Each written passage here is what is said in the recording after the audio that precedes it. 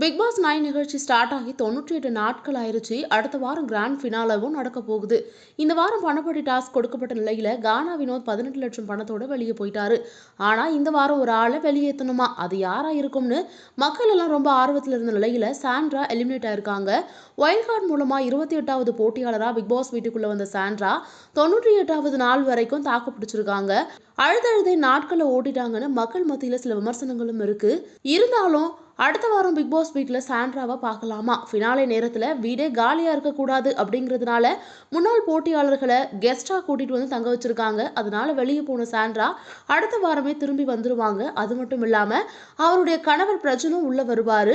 பணப்பெட்டியோட வெளியே போன கானா வினோத்தும் திரும்பி உள்ள வருவாராம். இந்த நிலையில வெளியே வந்த சாண்ட்ரா இன்ஸ்டாகிராமில் ஒரு ஸ்டோரியை பகிர்ந்திருக்காங்க. தனக்கு ஆதரவாக பிக் பாஸ் பார்வையாளர்கள் வெளியிட்ட போஸ்ட் வீடியோக்களை ஸ்டோரியில் போட்டிருக்காங்க.